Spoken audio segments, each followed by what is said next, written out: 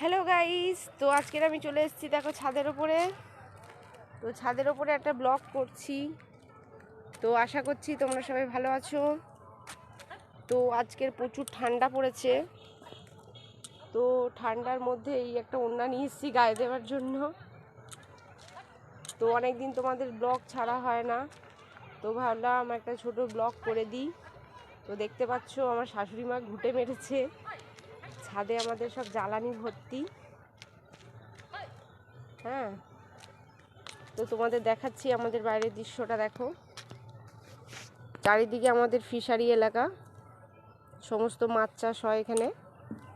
পুরো জায়গাটাই কিন্তু এরকম, বুঝেছো? তো আমি দেখছি তোমরা লাইভে আসছো কিন্তু কেউ কমেন্ট করছো না, আমি তো বুঝতে পারছি না ব্যাপারটা কি। তো আজকে চলে আসছি রাত 8টায় লাইভে।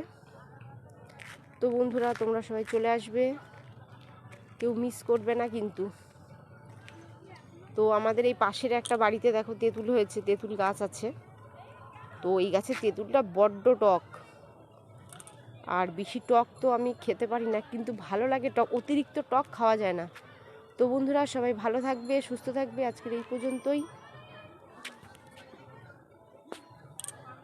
বাই।